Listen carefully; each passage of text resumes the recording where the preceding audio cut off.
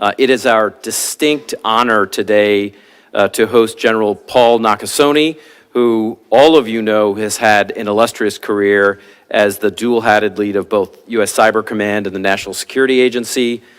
Following General Nakasone's fireside chat, Glenn Gerstell, who I'll mention in a moment, will lead a panel discussion between April Doss, NSA General Counsel, and Tom Bossert, former Homeland Security Advisor in the last administration on 702 reauthorization. There will also be a question and answer discussion after that session. Glenn, I will hand this over to you. Glenn served as General Counsel of the National Security Agency and Central Security Service from 2015 to 2020. Glenn, it is a great honor that you have joined us at CSIS. So I will turn the floor over to you. Thanks. Thank you, Dr. Jones, and thank you to CSIS. It's a delight to be here. In general, it's a real honor to be on the stage with you, and for me, it's a personal treat. Most of my former clients don't want to have any further communication, so I appreciate your being an exception to that rule, so it's a genuine treat for me. You became the director of NSA and the commander of Cybercom a little over 5 years ago. And before that, when I first had the pleasure of meeting you, you were the head of the Cyber National Mission Force and then head of Army Cyber. You went from being a 1-star to a 4-star in just 6 years, which is an impressive sign of how well regarded you are. And I'd like to use that sort of 5-year time period that during your tenure at NSA as the framework for our discussion this morning by looking at some of the extraordinary technological changes that have transpired over that period, as well as a whirlwind of geopolitical events which have completely changed the scene, I think, from when you first took office, so especially in the areas you're responsible for. So let's, if I may, just start off by going back to the summer of 2018, May of 18. You first became the director. I recall we had just months before reauthorized Section 702 of the Foreign Intelligence Surveillance Act, which I know you're going to comment on. We were still thinking about what the Russians had done back in the 2016 elections. We were thinking about at NSA dealing with the aftermath of the Snowden problems and the alleged shadow brokers' theft of tools, et cetera. So there's a lot of turmoil going on. What was your sort of thought, if you now looking back, what was that your sort of first thoughts in the summer of 18 when you took office? Well, so Glenn, let me just first of all echo your thanks to CSIS and certainly to Dr. Jones and to President Hamry for hosting us today. But in the Wayback Machine, summer of 2018, you have to back up a few months to the spring of 2018. I'm in my confirmation hearings in March. I come out of my confirmation hearings pretty well focused on the fact that we are going to have a safe and secure election in 2018, or they're going to find a new director and new commander. And my sense is that after taking over on the 4th of May, the following week, we're already talking about the 2018 elections. How do we have a safe and secure election? How do we do that? How do we bring the command and the agency together? And so from there all the way to the 6th of November and then beyond as the results are obviously confirmed, it's all about the elections. You recall the #1 priority at the agency and command, safe and secure elections. That's an interesting point, but I think the more important point is the fact that the midterm elections of 2018, the growth of the Russia small group, the ability for us to do this type of work sets the foundation for where the agency and the command are going to operate for the next 5 years. How is the dual hat going to function? Very, very closely between the command and the agency. How are we going to do new and innovative things, such as hunt forward operations, being able to send teams forward at the request of a government to hunt on those networks? How do we look at the private sector differently? How do we actually leverage this idea of, hey, the private sector has an incredible amount of power, and how do we do that? And then obviously the partnerships that form not only between the agency and the command, but the agency, command, and FBI, agency, command, CISA, agency, command, private sector. That's all the summer of 2018. And so I think that that's a really important piece for me as I think about it. It's really the jumping off point for where we're going to go. Okay, so one big part of that, as you said, was elections was mostly, not totally, focused against the Russians because of what they did in the interference in 2016. But on the cybersecurity side, apart from the elections, they were also, and continue to be, a very serious threat in the cybersecurity world. And I wondered how you think about that now. It seems like my sense is that many people feel we sort of got caught flat-footed with the SolarWinds intrusion, apparently by the Russian FSB. It took months for that to be detected. We've seen in the interim a wave of ransomware attacks coming from, evidently emanating from Eastern Europe and Russia. Some of that continues to this day, as you just pick up every day's news headlines, there's new ransomware attacks. How do you think about the ways we need to counter the Russian cyber maliciousness in particular, apart from elections? So I think that, and you mentioned SolarWinds, so I think the first thing I would say on SolarWinds is, when you're doing an intelligence operation, you never want to get caught. They got caught. And so I think that should be perhaps a story that goes with SolarWinds. But the other story is, hey, interestingly, that the CEO and the founder of Mandiant comes to our agency the Tuesday before Thanksgiving to have a discussion about what he's seeing. It starts to formulate in our ideas this idea of, hey, maybe if we had a unclassified facility outside of our agency where the private sector and our agency can talk to people, wouldn't that be powerful? And the other thing that I would say is that it always comes back to, what are the competitive advantages? What are the competitive advantages of our agency and command? Well, I think it begins with this idea of we operate outside the United States. It's foreign intelligence. We have an understanding of what our adversaries are doing, and then how do we communicate that with the private sector? This is the growth of the Cybersecurity Collaboration Center. This is that NSA has today, unclassified facility outside of our gates that's engaging with over 400 different private sector companies in the defense industrial base. And again, this idea is, how do we both give and get? Why do they talk to us? They talk to us because we have this incredible element of intelligence that comes from our work outside the United States. But they also talk to us for the fact that when they're talking to one of our folks, it's not, hey, hold on a second, let me write this down and I'll get someone that really understands this. No, they're talking to the experts. And that's really powerful. And I think that that's where we've been able to look at, additions and abilities such as, ransomware and 0 days and supply chain, and being able to bring the power of what our agency and command does to address those. Okay. We'll come back to Russia. Let me spend a minute on China. It seems like in the intervening years, China has, to some extent, taken center stage, at least in the cyber area. We could talk about the decades of cyber theft, cyber-propelled disinformation, but just it seems like there's been a little bit of a change. Maybe it's just my impressionistic sense. In the last several months or year or so, it sounds like there's almost a step up in the level of sophistication on the Chinese. We've seen reports about their allegedly hacking into the Japanese classified networks. There was a report of a post on that. It sounds like there's a Chinese attribution to the Microsoft Outlook hacks that apparently led to the emails of our Secretary of Commerce and our ambassador to Beijing being read by adversaries. Even more ominously, we've seen reports about apparent Chinese infiltration into infrastructure in Guam. So my sense is that maybe they've made a big step up in increase in their cyber sophistication. I wanted to ask you if that's your perception or is my layman's perception correct? And there's a lot of heated commentary about the spy balloon, et cetera, and how we need to deal with the Chinese. But let me just put it bluntly, are they ahead of us in cyber and surveillance? Are they equal to us? How do you think about them? No. Chinese in this regard? No. Okay, all right. No. That's clear. But let me say this, but here's the piece, right? I mean, I think this is to your really good lead in here, which is there is a scope, scale, sophistication that we ascribe to what China is doing today. Are they getting better? Yes. But I think the question always comes back to us as we think about this, how do we address it? And what are our competitive advantages against a nation that has so much scope, so much scale, and increasing sophistication? Well, I think it begins with this idea of our competitive advantages are, first of all, being able to understand what our adversary is doing. You mentioned intelligence gathering. You mentioned this idea of, utilizing different capabilities to spy on us. Certainly we have to address this. I am very concerned, and we are addressing the issues that we made public in May of this past spring about China living off the land, this idea of positioning themselves in different critical infrastructure elements of the United States, our allies, our territories, to perhaps utilize in the future. Why are they doing that? Why are they in our critical infrastructure?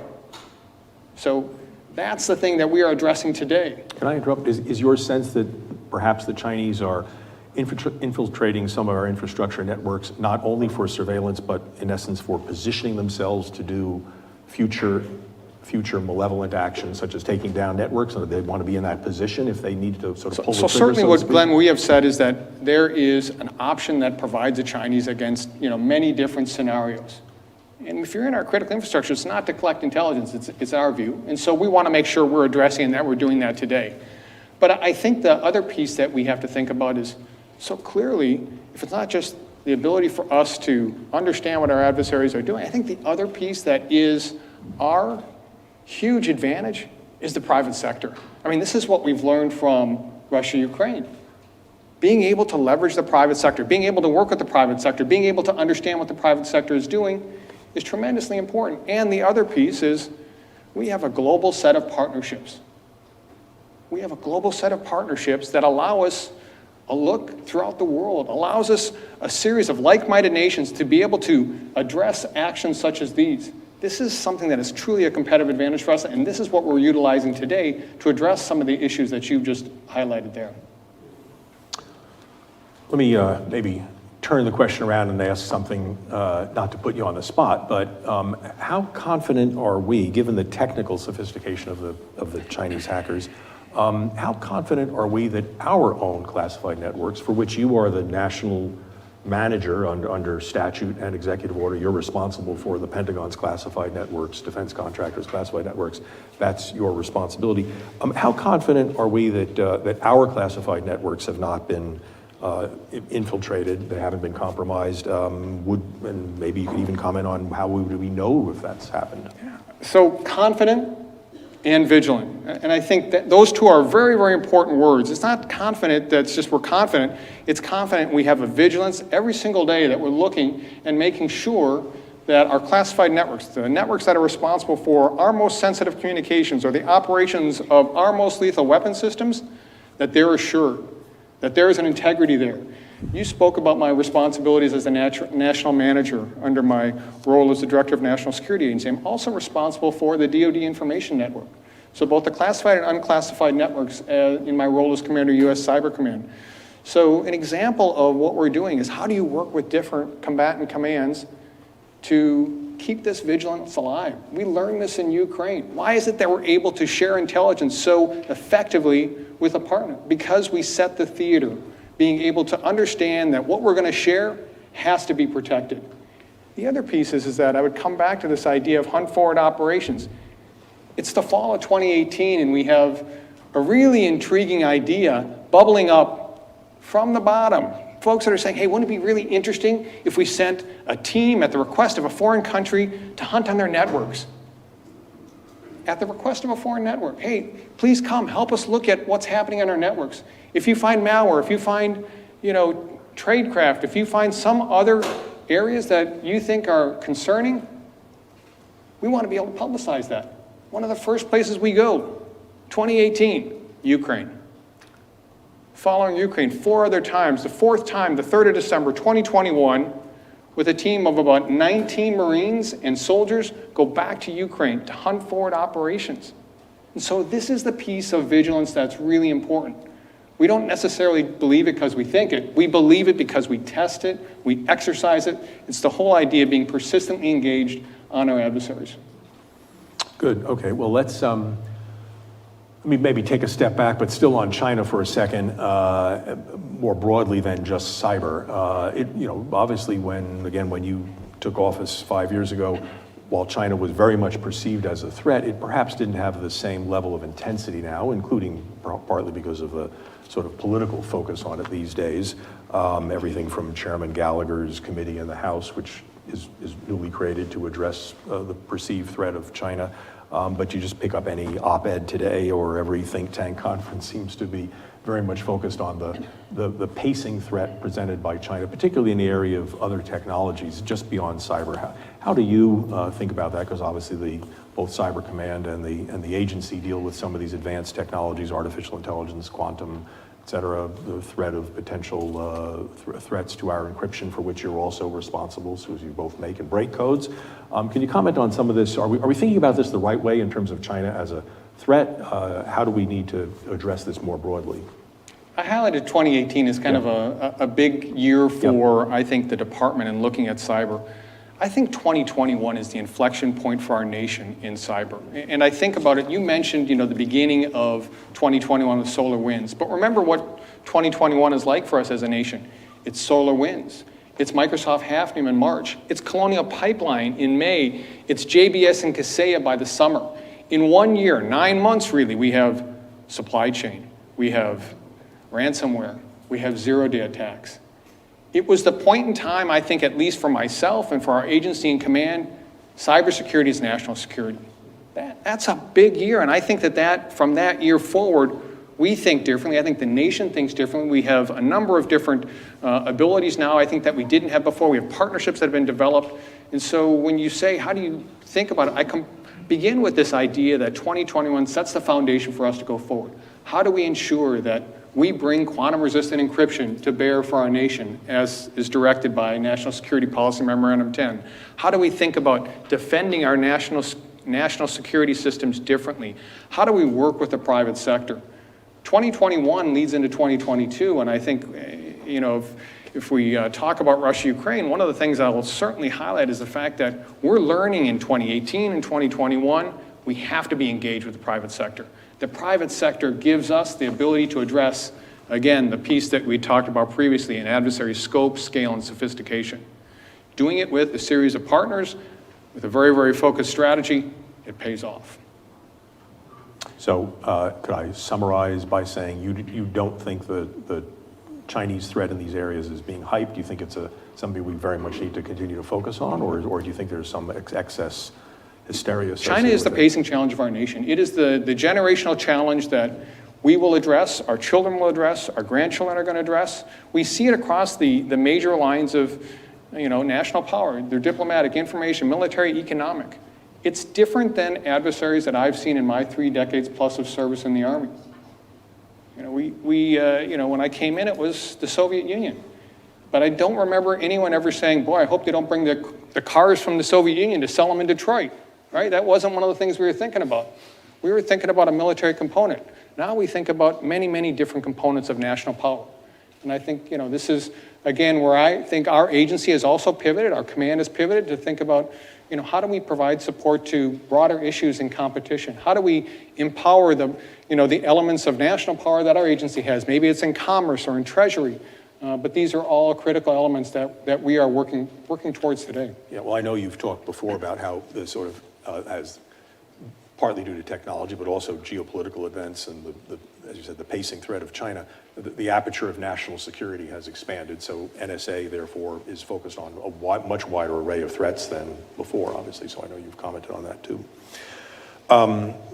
Let's go back to Russia. You mentioned just a second ago the Ukraine war again. I know we're bouncing back and forth, but these are 2 big topics. So what lessons have you learned from the Ukraine conflict? I know you get asked that question a lot, but again, from the perspective now several years watching this, the war has obviously now gone on for well over a year and a half. And could you comment in particular from an intelligence perspective on the role of open source information that's been so important in this area, the role of declassifying information at the beginning of this, not something that the U.S. intelligence community has previously done. What lessons have you learned from an intelligence perspective on this? Yeah, I think, a lot of times when they ask, hey, what do you learn from Russia-Ukraine? I've talked a little bit about the preparation and what Hunt Forward does. I talked about the private sector in terms of what private sector can bring. But let's talk about public information, right? I think a brilliant decision by, obviously, the President, the Director of National Intelligence. How do we take some of our most sensitive information and share it with our allies and share it with the public? What does it do? At the end of the day, I think it does 3 things. First of all, it builds a coalition for us. Secondly, it disrupts an adversary. Russia has never been the same since the fall of 2021 when we called out what they were doing. And the final thing it does is it enables a partner every single day. The work that's being done to provide information to Ukraine. This is tremendously powerful. And I think, even our national security strategy talks about this idea of, inherent in national strengths, the intelligence community. We think differently about it now in terms of how do we take the information that we've collected, the intelligence that we've produced, and how do we protect the sources and methods, and then somehow be able to utilize that in sharing. It comes back to what we were learning even in the summer of 2018 in the Russia Small Group. Boy, if you can have an ability to garner this information, you know, a lot of the things that we classify, we don't classify for what it is, Right. but how we obtain it. Right. So if someone else obtains it, isn't that powerful to be able to tell that story? I think we've done a very, very good job as an intelligence community doing that. I would also tell you, if you would have came to me in the summer of 2018 and say, hey, General, we're going to consider our most sensitive intelligence and we're going to have it released this fall, I probably would have been looking for a new general counsel, is my thought. Exactly. That's why I didn't go into your office with that question. But yes, again, another remarkable change in just a relatively short period of time. I mentioned at the beginning of this talk how just after you took office, the Congress had reauthorized Section 702. I had the privilege of being in office a year before you and at the agency, and I recall how very involved the agency was in that, in a technical sense of supplying information and briefing Congress, et cetera. And obviously, the political decisions were made by the administration at the time. But 702 has been passed, the Foreign Intelligence Surveillance Act provision that allows the targeting of foreigners overseas, was passed since 2008 with declining majorities in Congress. It's now up for renewal at the end of December, this December. I presume it's on your to-do list of things before you leave the office. It's such a plays such a critical role. I don't know what the percentage is. Some 50-60% of the president's daily brief is attributable to 702. I've seen statistics like that. You can probably correct me. It's critical to all of the wide aperture of national security issues that we just talked about. As Congress considers this, what would, if Congress was here and you had the privilege of addressing them, what would you ask Congress to think about as they consider this reauthorization process? You know, Glenn, I really begin with the idea of 702 as perhaps our most important authority that we utilize day in and day out. It provides us an agility to do so much of what we need to do to provide insights to policymakers and warning to our military commanders.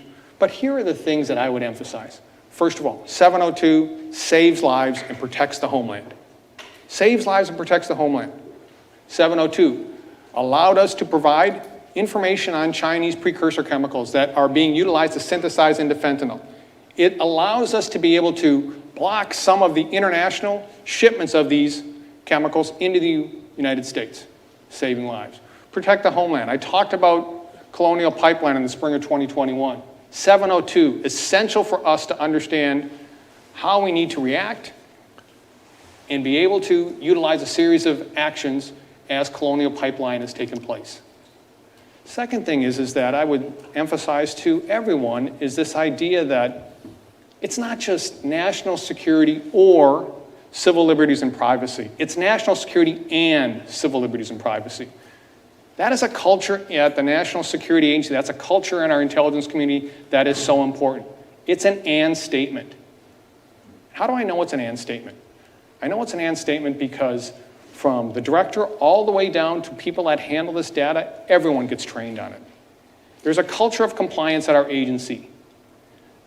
77% of our employees in a recent survey said, among the most important cultures is compliance. The next thing is that we have a series of legislative, executive, and judicial oversight of what we do. 99% rating in terms of our ability to utilize 702 lawfully. That's the latest look at what we're doing. And the final piece is that at the end of the day, we have become much more transparent, I believe, in terms of talking about this. The Presidential Intelligence Advisory Board talked about the fact that this authority is among the most publicized authorities that we have across the world. And I think that's an important piece. And the last thing I would say with regards to 702 is there is an important role in 702 for all of the intelligence community members to include the FBI. The FBI has obviously the authorities and the focus inside the United States, being able to provide intelligence that allows them to do their counterintelligence mission, that allows them to be able to address cybersecurity issues, is essential for us. And so for me, hard to imagine anything right now that's more important than being able to ensure that 702 gets reauthorized.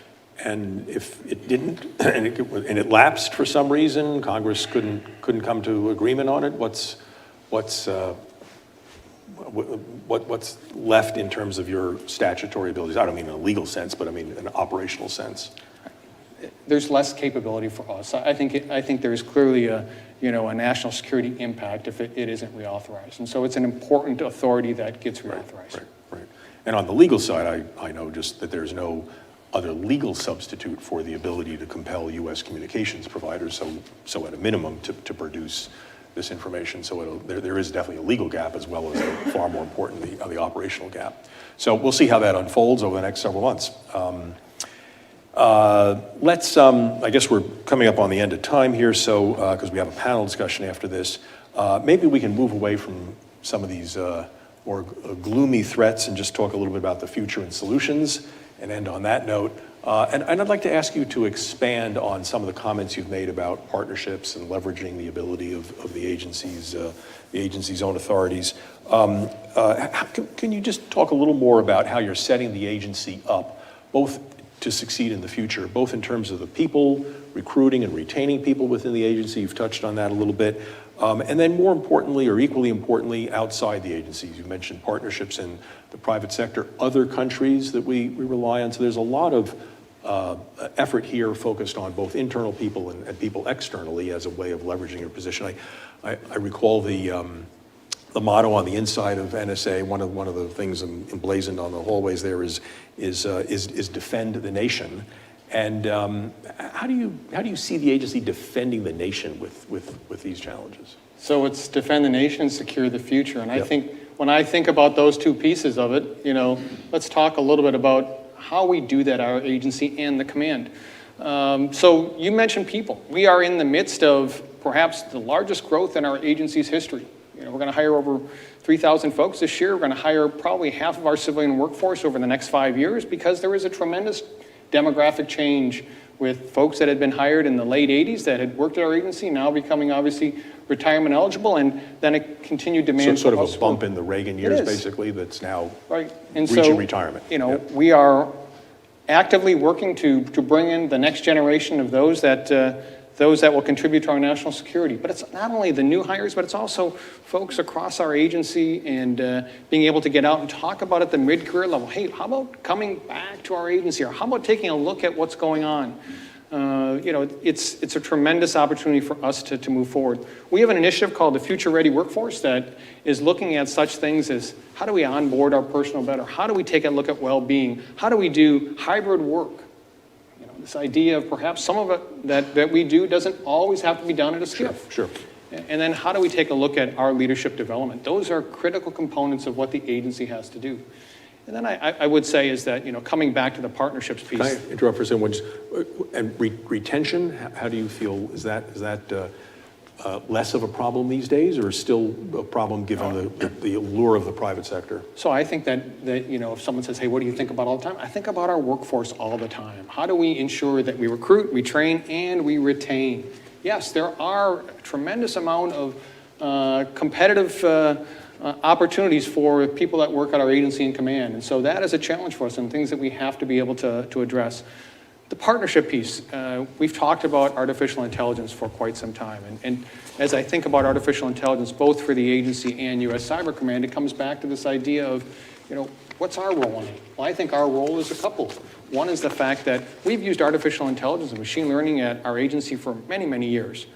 But, the generative models that have come, the large language model, provides us great opportunity, not only on the signals intelligence side, but also the cybersecurity side. How do we think differently about looking at a number of disparate data and being able to address them, in a manner that continues to keep a human in the loop, that provides us safe and secure networks? We're working through right now an artificial intelligence roadmap that looks at how do we engage with a series of different key private sector companies to ensure that they understand, first of all, what we need, but also the idea that they're targets. and ensuring that they understand that being able to protect their intellectual property is critically important in the environment that we live today. So there are a number of things that keep us busy every single day, but I would tell you that we are obviously thought about, I think, day in and day out as an agency that has tremendous technology, fastest computers, incredible ways upon which we make code and break code. But the true secret of what we do comes back to our people. It's our talent. It's our talent that thinks through the most challenging issues and being able to address solutions for the future. And so that's how we're going to defend the nation and secure the future. Okay, well, speaking of the future, your successor has been nominated by the president, and some confirmation hearings have been held, and hasn't moved any further than that in the Senate. We won't get into the politics of that at the moment, but at some point, your current five-year plus tenure will come to an end, and that's been longer than usual as a reflection of the esteem in which you've been held. What's next? Sleep, golf course, big new job, CEO? So my next is determining today what I have to do this afternoon. Okay. Determining next week what has to be done in the following months. I'm the director of NSA and the commander of U.S. Cyber Command until my successor has been confirmed by the Senate, and that's my focus right now. But once I determine the future, I'll make sure I come back and tell you the plan. All right, well, as I said, secure the future is still part of that piece there. So, well, thank you so much. As I said at the beginning, this has been not only for me an honor and a treat, but I'm sure it's been a treat for the entire audience, both here in person and online. So thank you. Thank you for your service, your comments here today, and I wish you the best of luck. And I'm going to ask the audience to join me in thanking you again.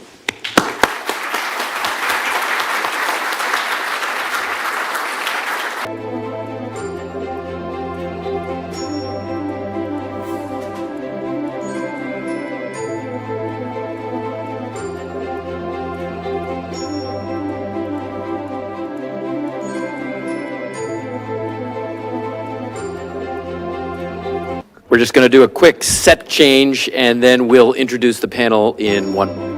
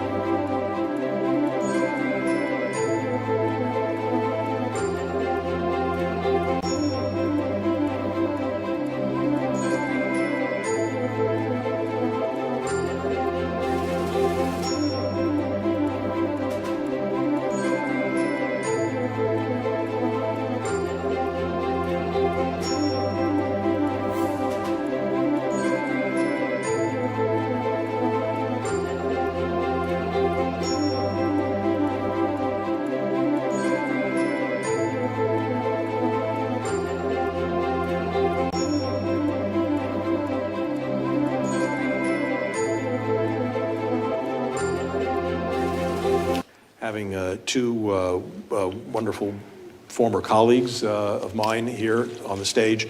To my immediate left, someone I think both are known to you, but Tom Bossert is the former Homeland Security Advisor who served under both President Trump and previously had other roles under the Bush administration, and is the current current president and CEO of Trinity Cyber.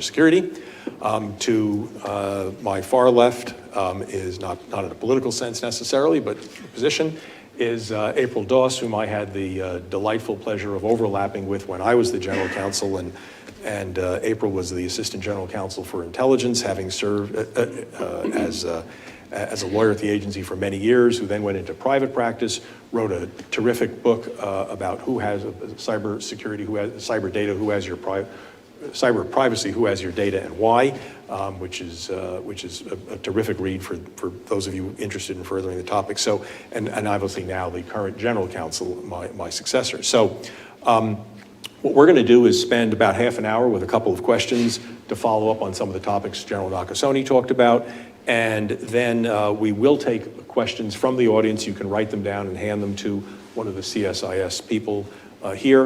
And speaking of CSIS, let me just thank the institution again, in particular Davey Nair, who's out here in the audience, who did a terrific job in organizing this. I also want to mention Suzanne Spalding, who's head of the Defending Democracy project here, who was not able to attend, but very much wanted to be as part of this panel, but she was out of town. So with that, let me get started. You know, I guess I can't resist the temptation, April, to start with 702, since that's what the General talked about, and that's a big focus for you. You've had the advantage of somewhat like the General, of having a period of time to assess this. When you were originally at NSA, my own recollection, this predated my arrival, was that there were some points of tension and friction between the NSA and the Department of Justice over a number of things. The Foreign Intelligence Surveillance Court was occasionally critical of NSA's use of the authority in some areas, not fundamentally, but in certain areas, but again, don't want to minimize it. And there were some points of contention. My sense now is that that has essentially evaporated, in part because of some changes in NSA, which I'd like to ask you to talk more about. And some of the focus these days of the Foreign Intelligence Surveillance Court and the Department of Justice is much more on the FBI. So could I ask you to sort of talk about that evolution, what's happened in terms of compliance? The General talked about a culture of compliance. Can you sort of, because you were there at the sort of ground level implementing these changes, can you talk about what's new, what's different, how you were able to turn some problems into a clear success? Yeah, absolutely. And Glenn, thank you. Let me add my thanks to CSIS for the opportunity to be here, and it's a pleasure to get to be here with you and Tom today. So, you know, first, as we think about 702, I think the top line we have to start from is exactly what General Nakasone pointed to, which is the importance of the authority. From a national security perspective, it is vital. It does save lives. It does protect the homeland. There is 59% of reporting in the President's daily brief sourced 702. I mean, it is, you cannot overstate the importance of it. But to your point, also cannot overstate the importance of that culture of compliance, of the really robust oversight that goes along with this program, and of all of the measures that the government as a whole, certainly including NSA, have undertaken to build that trust and confidence with overseers. And you know, you asked about that history, and those of you who are, you know, sort of very involved in tracking 702 at a detailed level certainly are aware that there's been a great amount of transparency reporting released about 702. So you can track back through all the years of the major opinions from the Foreign Intelligence Surveillance Court, and you can read those opinions online at the ODNI website, with some redactions here and there as necessary for national security, but nonetheless, these are declassified opinions.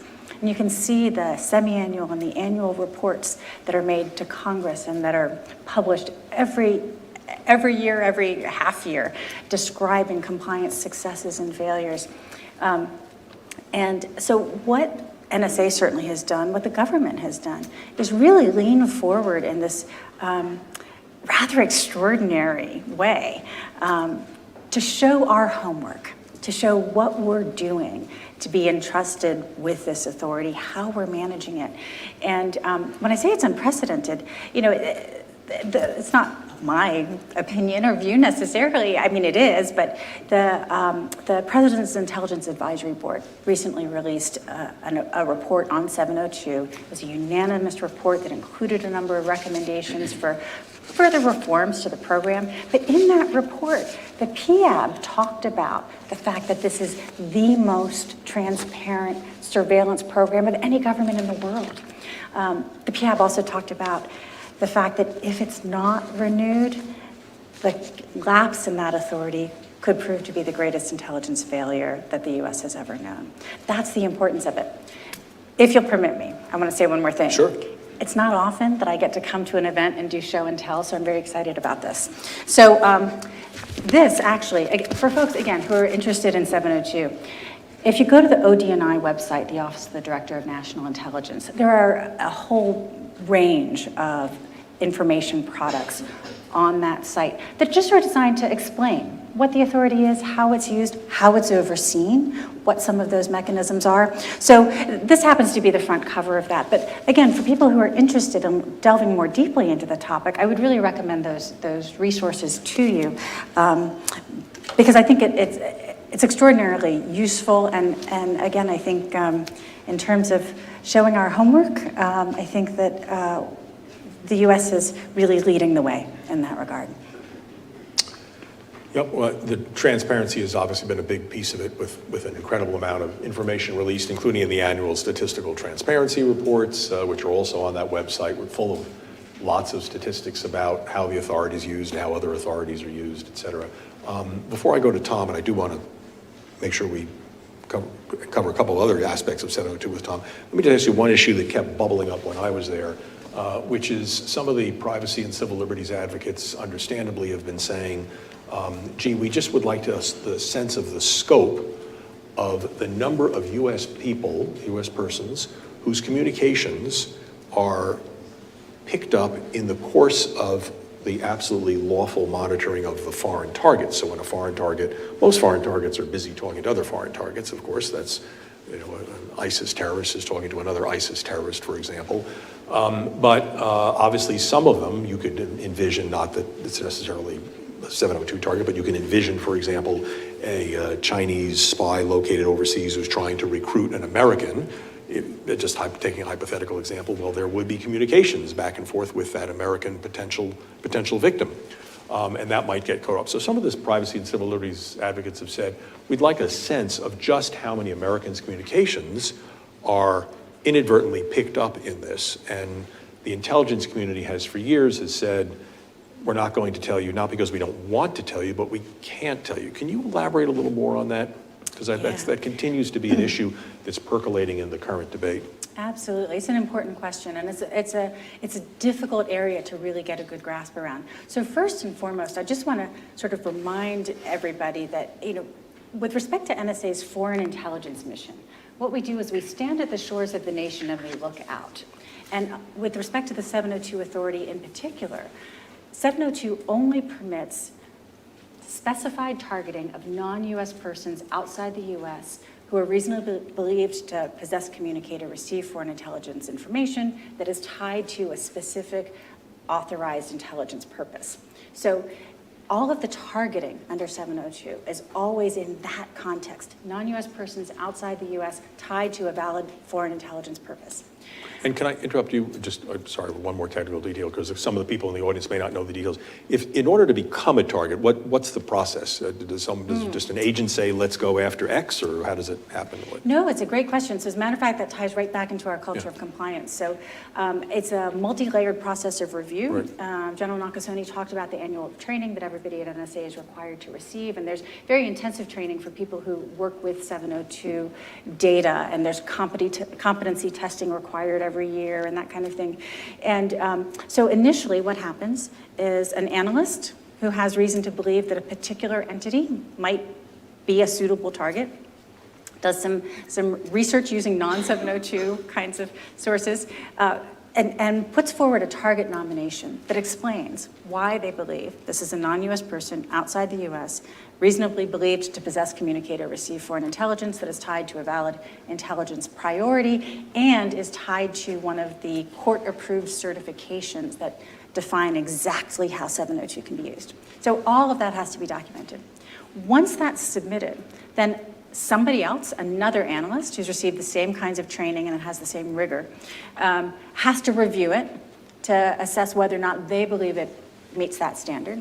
Then a third level of review happens, all within the NSA, by a tasking adjudicator who gives it additional levels of scrutiny. And then all of the taskings that are done under 702 are subsequently reviewed by the Department of Justice, every single targeting sheet. So there's a really, there's a tremendous amount of oversight. Anyway, I interrupted you on the U.S. person. Right. So back to the U.S. person issue and incidental collection. So we stand at the shores of the nation, we look out, 702 is used to target non-U.S. persons overseas for foreign intelligence purposes. Sometimes, in the course of that targeting, a target may be in communication with a U.S. person. This is called incidental collection. It's a challenge that Congress has known to be a challenge, going back to the beginning days of FISA in 1978. And so we have a set of minimization procedures for how we handle that data.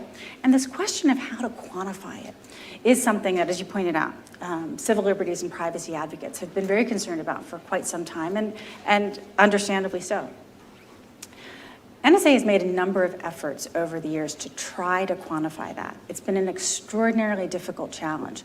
And part of the reason is because it's difficult to find a way to assess the US person information in a way that is not itself privacy intrusive, right? If you think about, so it's interesting, from an intelligence tradecraft perspective, there's really a very strong alignment between what makes good tradecraft and what makes for good civil liberties and privacy protections, in the sense that what you really want to do is hone in on the information that is of most relevance. And that means the foreign intelligence. Right. So we have not yet cracked the code, if you will, on how to quantify that US person information that's incidentally collected without taking actions that would themselves be intrusive on privacy. So, as I'm sure you're aware, there have been proposals from outside researchers. We absolutely welcome those proposals, as you know, there's a continued shared interest, you know, just sort of across the community of people who are interested in 702 and how to do this better. So just because maybe I'm putting words in your mouth, but when you come across an email of glenn@yahoo.com, we don't necessarily know whether that's a person who's in the US or not, and that's the problem. That's anyway, exactly right. All right, so that continues to be a big challenge. Tom, let me, I know that was a long description, but an important one on some of the mechanics of 702. Surrounded by lawyers. Exactly. And so I'm going to give you a nice, big, juicy, non-legal question, which is, you had a really front row seat on some of this legislative process, the political process, yep. The administration trying to work with Congress to reauthorize Section 702. I recall our many conversations in 2017 leading up to this.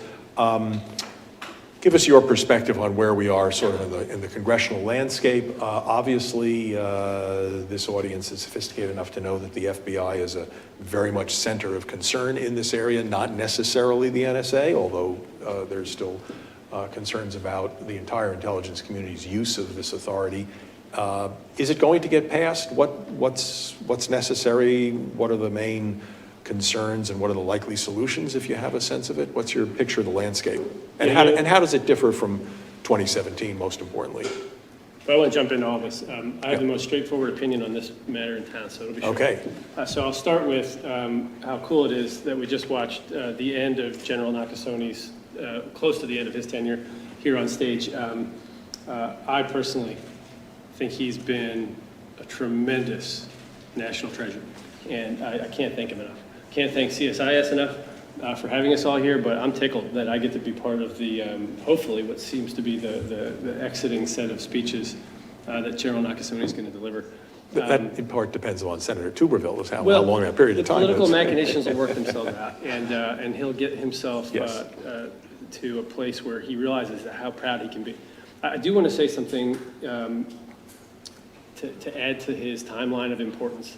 I agree with his assessment that 2018 was a very important year, but the seeds for 2018 were planted in 2017.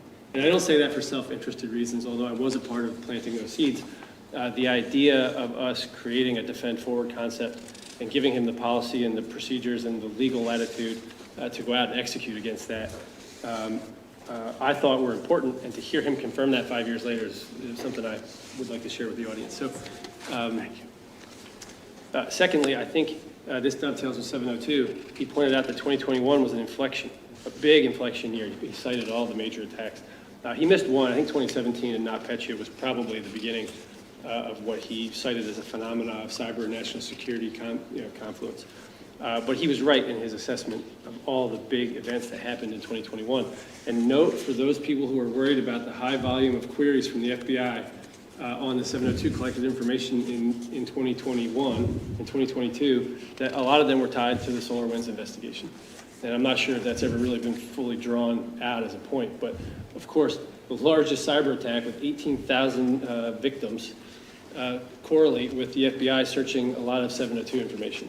I mean, just to address the volume question.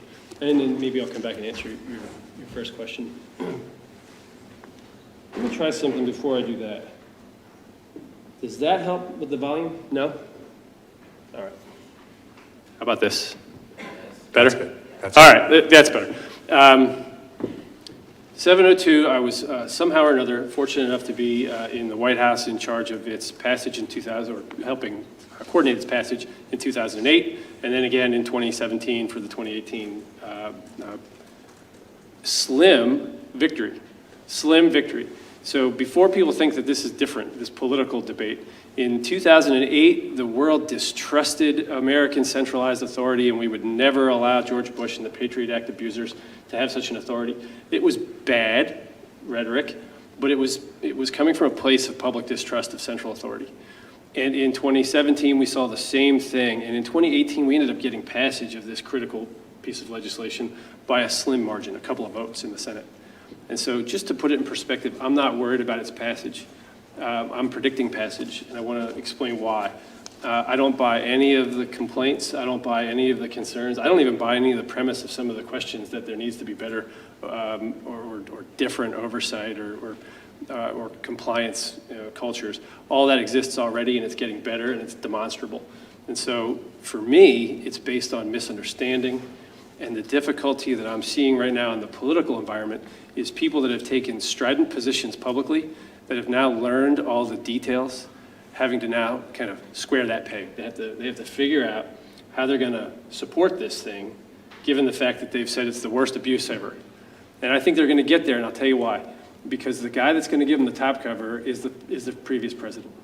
There's a lot of distrust right now, and some of it well-placed in the FBI, right? This is an abuse of other authorities, though, not the 702 authority. And President Trump, back at the time he was in office, said, I confused the two. FISA was abused, and so 702 must be bad. And he said, I don't support 702. And he said, this is just bad people coming after me. And he went out and publicly said things that you would think would put him in a political bind. And what did he end up doing? He's given a roadmap to anybody that wants to support this towards the end of the year.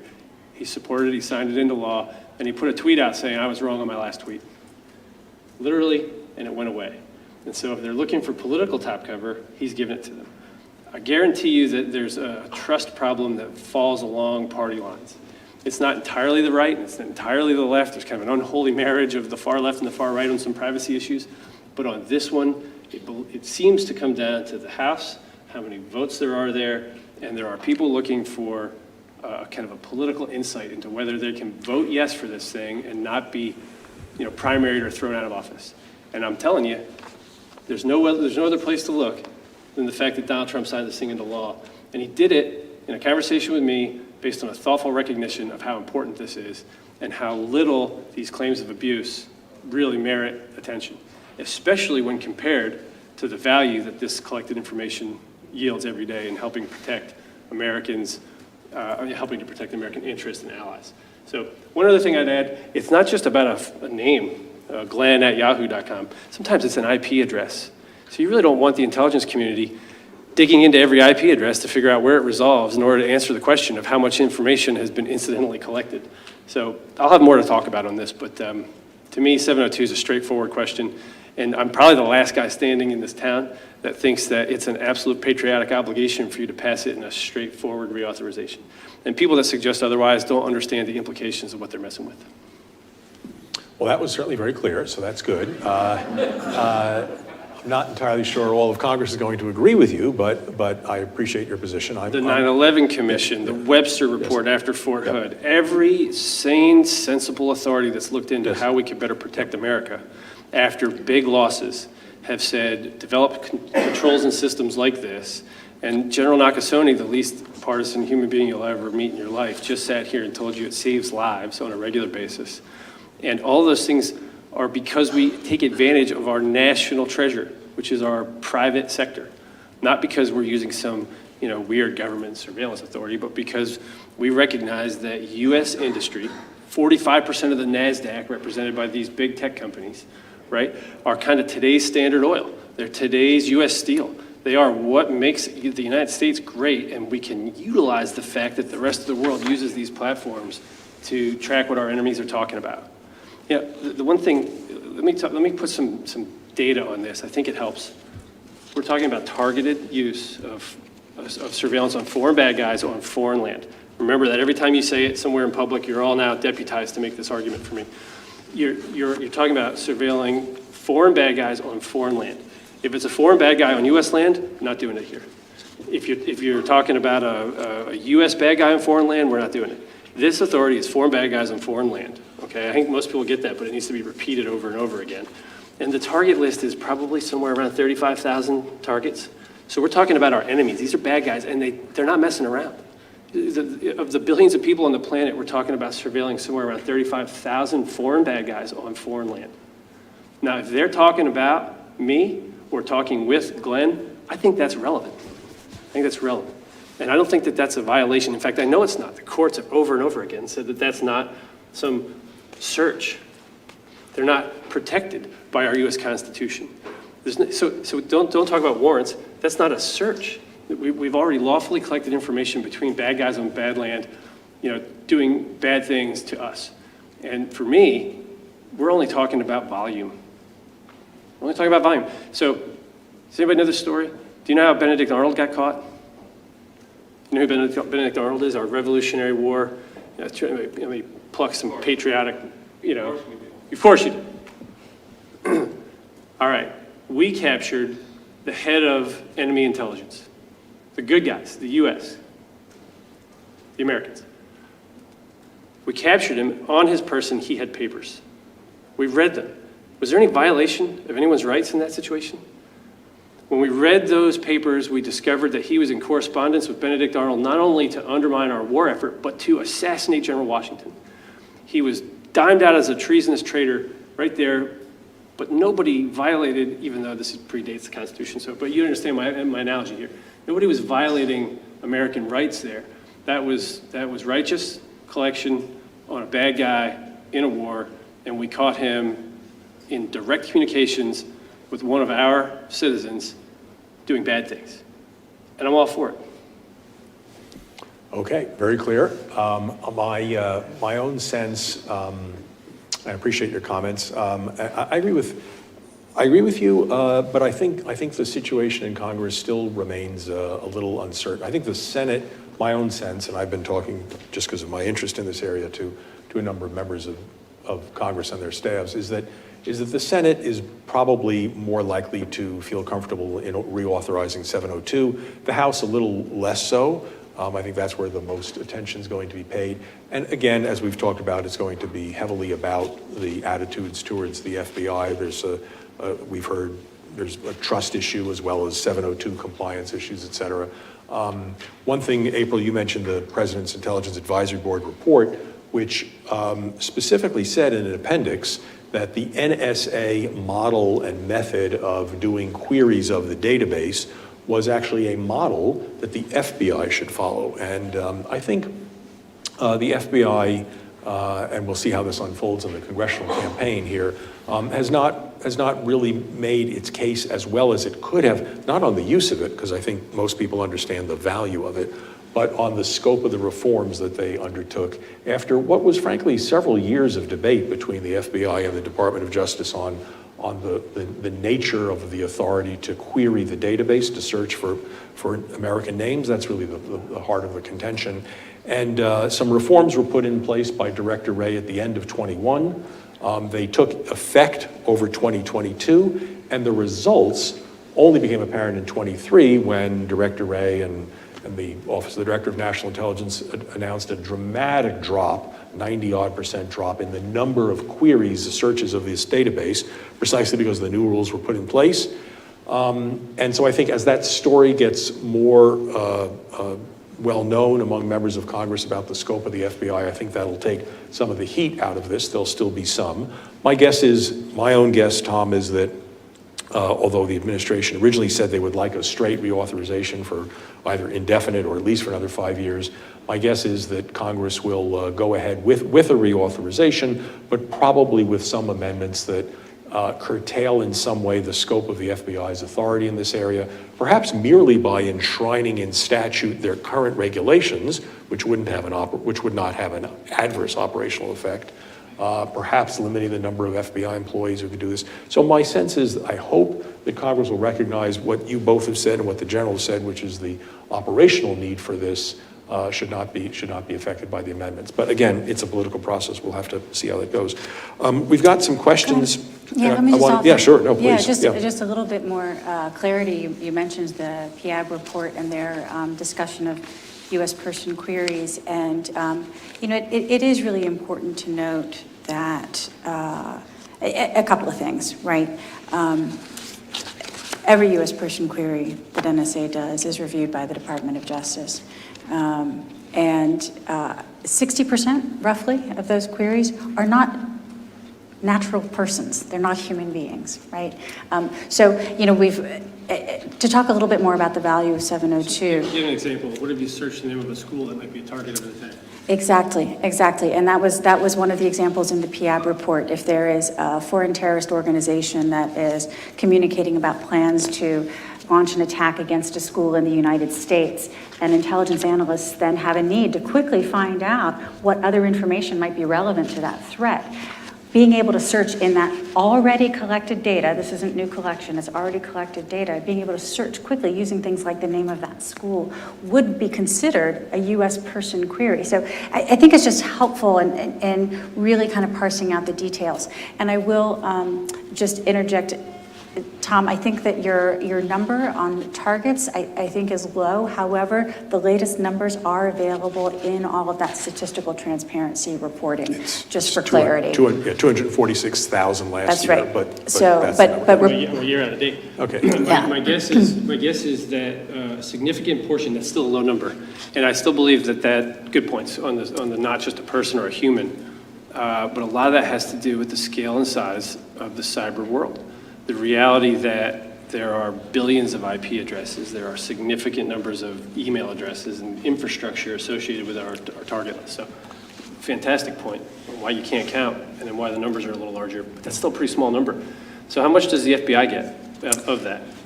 So the FBI gets about 3% of access to about 3% of the data collected under 702. It varies from year to year, and again, those numbers are publicly reported. Actually, last year, to your point, 3.2%. So about 7,900 of the total universe of 702 targets, about 7,900 of the foreign targets, and these are people who are relevant to a fully predicated national security investigation. The FBI tells NSA, we want information about those, only those 7,900 in round numbers, and that's all that goes to the FBI. And so all the remaining 100-odd, I can't do the math in my head, but 200-odd thousand doesn't go to the FBI. It's relevant to those who haven't studied the matter yet, that have legitimate concerns. I didn't mean to dismiss those people in Congress. Sure. For them to be worried about this being used as a backdoor collection on Americans, you have to understand that it's a targeted collection program on foreign bad guys that has a small scope. And then when you realize that, you realize it's a very unusual thing to think that could be used as a backdoor collection. For those that think it's a massive, sweeping, ongoing collection that could turn into a backdoor, they need to understand those numbers. Sure.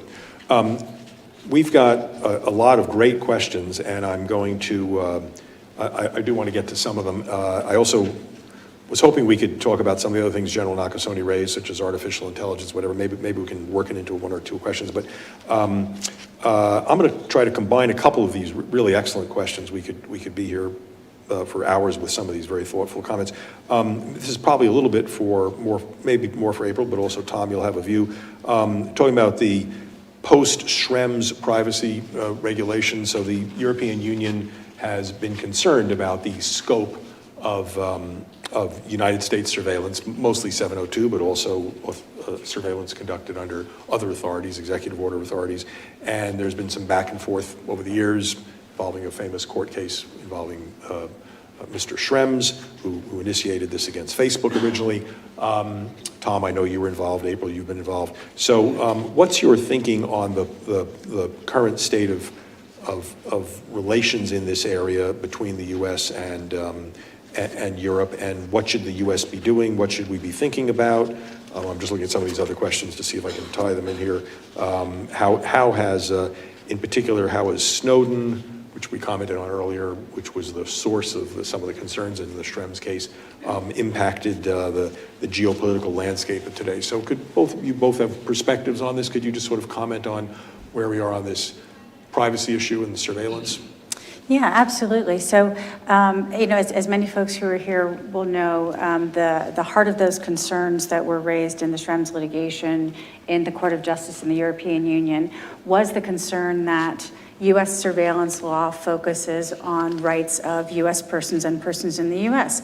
Now, this is typical. Most countries do this, frankly, provide some set of special protections to their own nationals and people within their borders. But this was of great concern to the European Union, particularly in the context of transborder data flows. And so as a result of those concerns and, sort of a few iterations of programs to address it over the years, Safe Harbor and Privacy Shield, where we are now is with EO 14086, which was signed by the president in October, and which articulates the set of conditions under which SIGINT can be done. And that is SIGINT under 702, but SIGINT, any other kind of SIGINT operational program as well. And what that says is that as a matter of government policy, the U.S. will afford to non-U.S. persons the same kinds of protections that are afforded to U.S. persons. And the assessment of who gets those protections is whether or not the governments have entered into an agreement. And so what we have seen now is that through these international negotiations between the U.S. and the European Union, following the signature of EO 1486, we now have an adequacy determination from the European Union saying that, yes, this framework of protections for EU persons is consistent with EU data protection law. And it includes things like a redress mechanism so that persons who are not US people can come to the government, the US government, and complain to say, we think we have been improperly surveilled, and there's a mechanism for reviewing that complaint and Can I interrupt you on that? And one of the comments that people have made is that U.S. citizens might not have that same right, and that to contest surveillance because of standing issues, et cetera, in the U.S. So is there any sensitivity that we're giving foreigners, potentially those in Europe, if an agreement is concluded with U.S., some rights that Americans don't have? Is that something that... I obviously can't speak to, sort of the policy, Okay. kind of views Sure, on that. sure. But what I can say, of course, is that, U.S. persons are protected by the Constitution, by statute, and for example, in the context of a concern that perhaps surveillance might have been made its way in some fashion into a criminal prosecution, Right. which is the heart of the backdoor Sure. concern in many respects. There are mechanisms within the U.S. set of criminal procedures and laws to raise those concerns in that context. So it is different approaches to try to both provide for and protect the rights of U.S. persons and non-U.S. persons. Tom, your thoughts?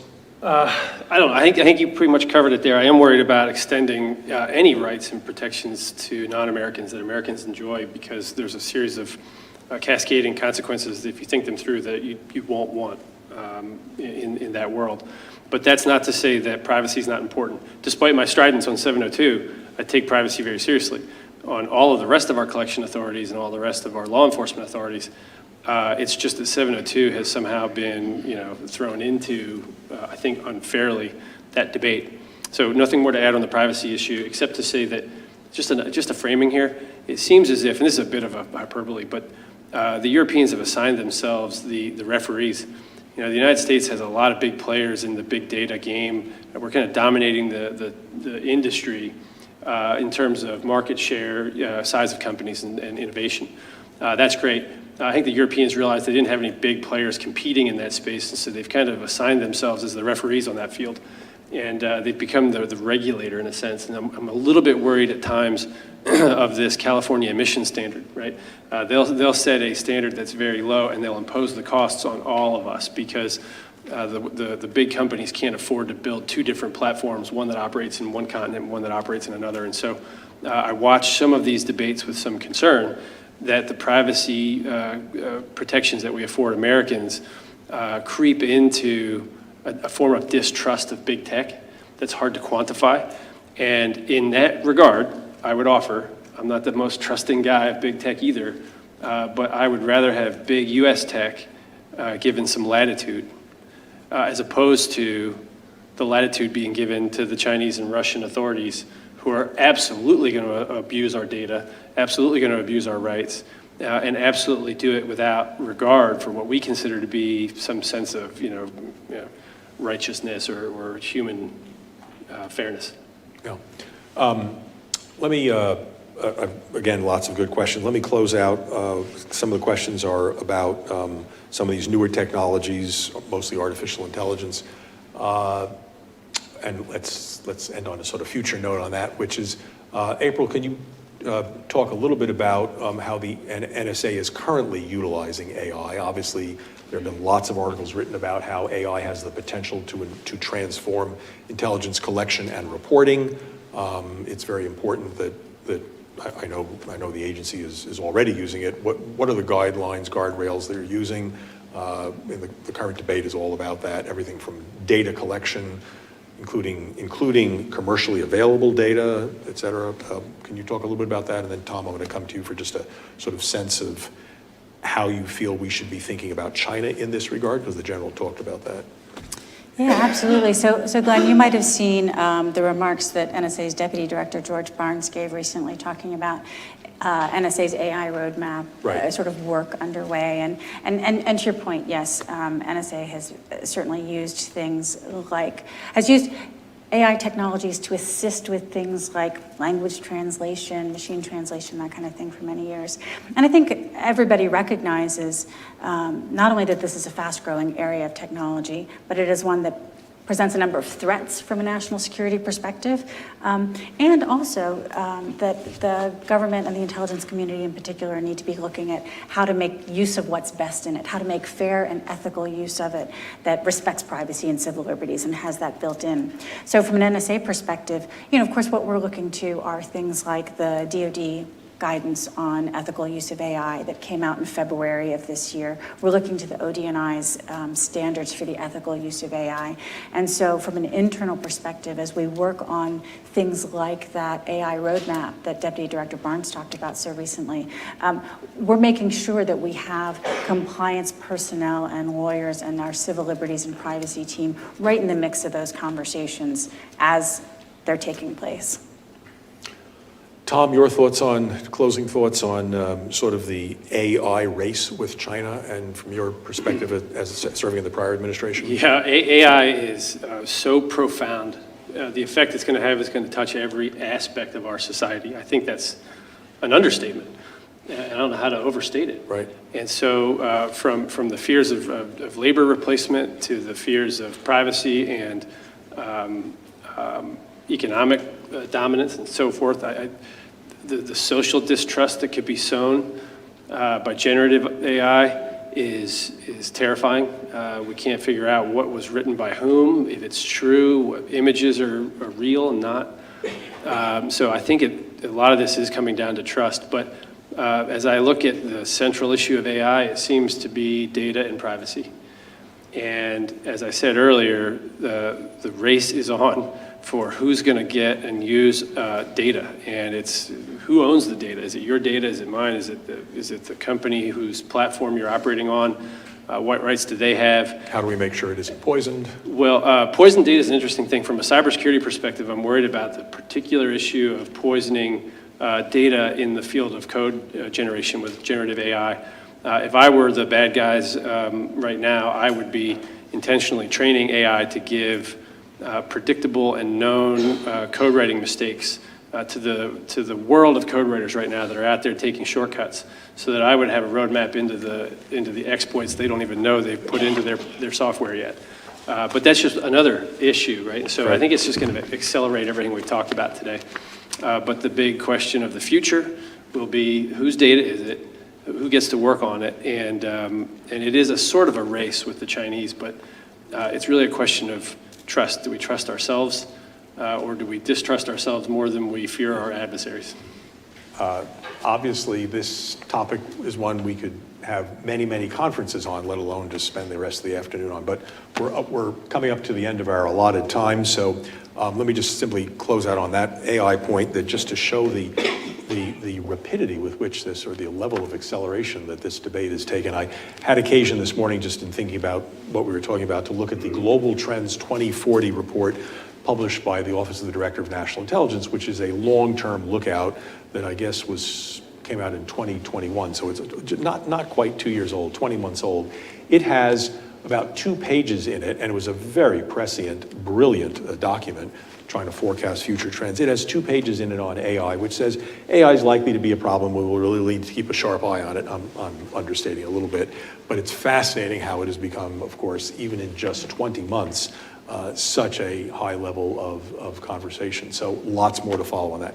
Anyway, we are up time. We had a fabulous conversation with General Nakasone, an equally fabulous conversation with April Doss and Tom Bossert. So thank you again, and thank you to the audience for joining us.